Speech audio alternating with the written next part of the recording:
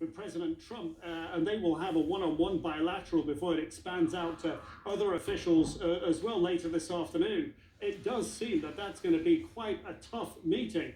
They've both exchanged now pretty tough words publicly. I think everyone here in Europe recognizes that Macron no longer believes that the United States can be relied upon, and this does seem to be irking President Trump. Well, Caitlin, let's also be honest. President Trump targets people after he feels somehow slighted. And President Macron, on November 7th, talked about how ill-advised he thought President Trump's withdrawal from Syria, to withdrawing U.S. troops from northern Syria was. Macron said that led to NATO brain death, or he connected NATO brain death to that. And so President Trump is just in full insult mode because he feels criticized by what Macron said.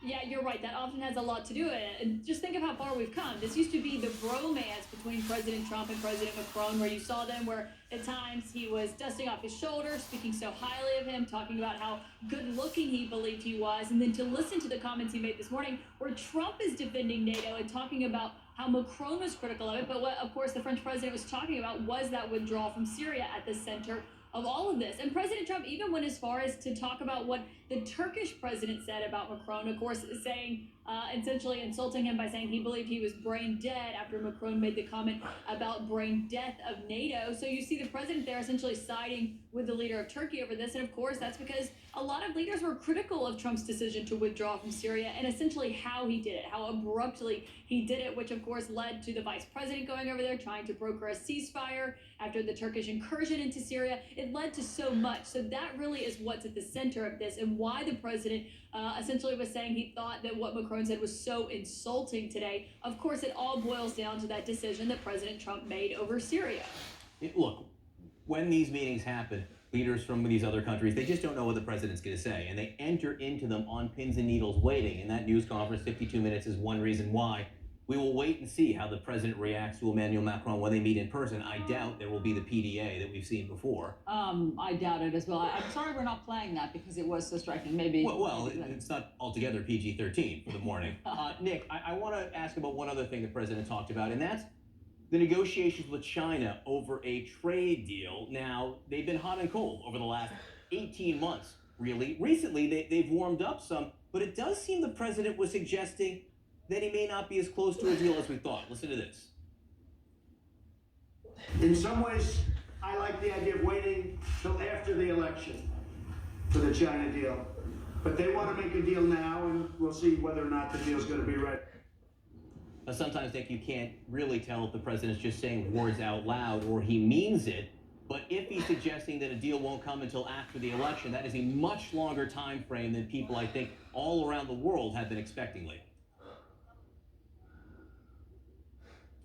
I think it's going to be interesting to see the way the markets respond to that, because this is President Trump really expanding out the time frame for what the world had hoped might have been nailed down sooner. I think really the expectation had been created by President Trump at many stages that it could be done quickly if China wanted to. He believes they wanted a deal. It could be a good deal for both sides. The expectation really seemed to be that this would happen before the elections next year. Now it seems that it could take much longer. And the concern is that the longer this trade war goes on, it could spiral up, it could taper, and that's that uncertainty. And that's not going to do businesses any good. And that will feed into the concerns that where we ran about a year and a half ago, or a year or so ago, of a global recession. So when President Trump sort of freewheels his thinking like that, we will need to see how the markets judge it. I mean, it's also possible what President Trump was signaling there was in order to get a deal, you have to reelect me. Quickly, Caitlin. And what he said was so stunning, because remember, just this spring, senior officials in this White House thought they were closing in on a trade deal with China. And a lot of what the president has to say could do with the fact that right now, where these stages of discussions at, what that trade deal is potentially could look like is a lot different than what they were hoping for initially. All right, Caitlin Collins in London, Nick Robertson in London as well. Thank you very much. Clearly, for these 52 minutes, one thing that jumped out was the president can't get impeachment off of his mind. Understandably so. We are at a critical stage there. Much more in just a moment.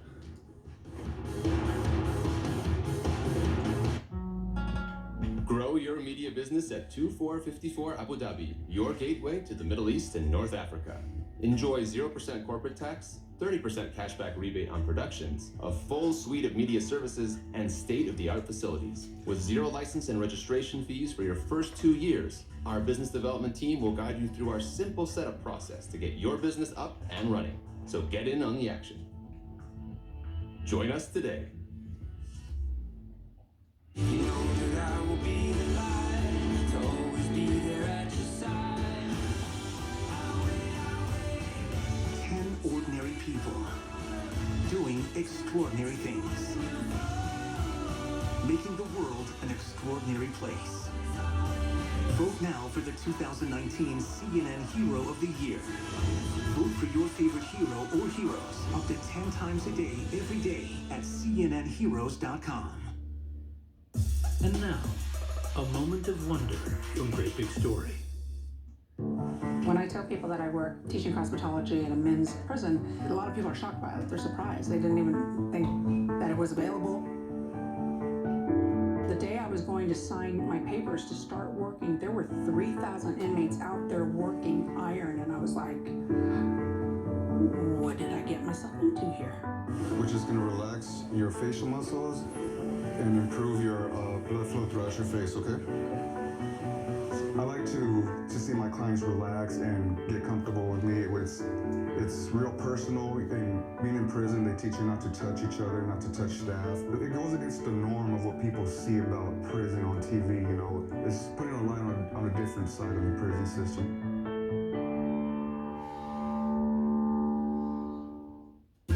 For more stories like this, visit GreatBigStory.com. An unprecedented crisis, high drama, unpredictable dishonesty on both sides. a lot of questions. Every issue is critical in the election that has everyone talking. The 2019 UK election. For continuing coverage, stay with CNN. I'm Julian Chatterley at the New York Stock Exchange, and this is CNN.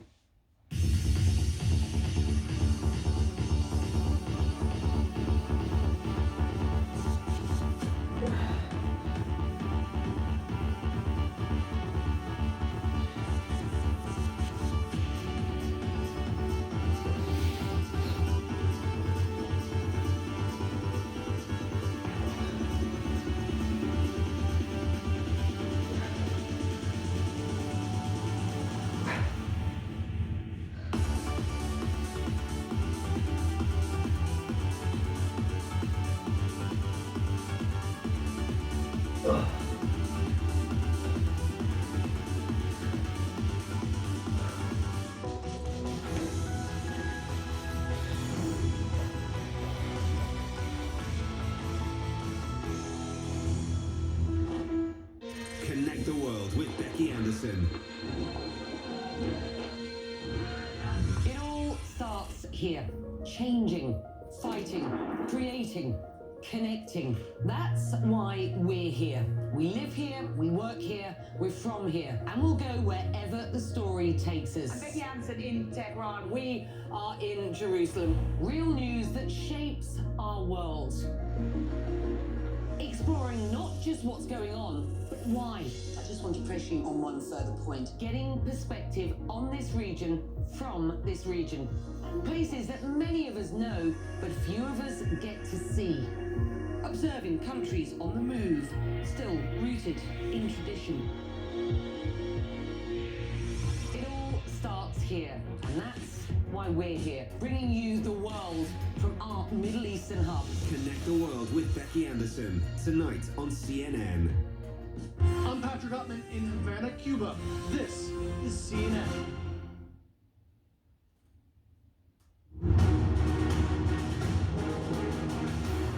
The House Intelligence Committee will release its impeachment report to the American people today, detailing their case against President Trump. This comes as Republicans issue a preemptive rebuttal, ignoring the evidence that's been presented and arguing the president did nothing wrong. Joining us now, CNN political analyst Rachel Bade. She's a congressional reporter for The Washington Post, and CNN senior political analyst John Avlon. Great to have you guys. Here's a quick schedule of what we're expecting this week. Today, the House Intel votes on the impeachment report as prepared by Chairman Schiff.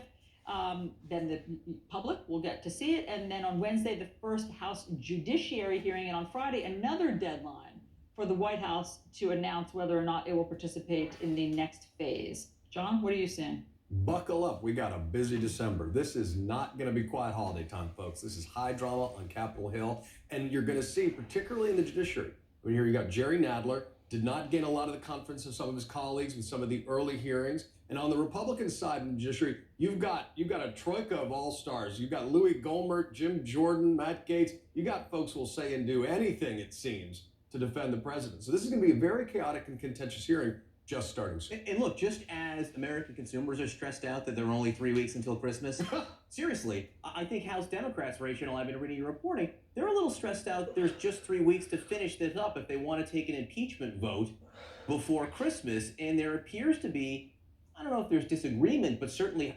discussion about the right way to go forward. Should it be limited to Ukraine? Should it expand to issues in the Mueller report? Should they vote for articles of impeachment that might fail on the House floor? Tell us about your reporting. Yeah, that's exactly right. I mean, since the impeachment inquiry was officially launched by the Speaker just a couple of months ago, Democrats and leadership said they were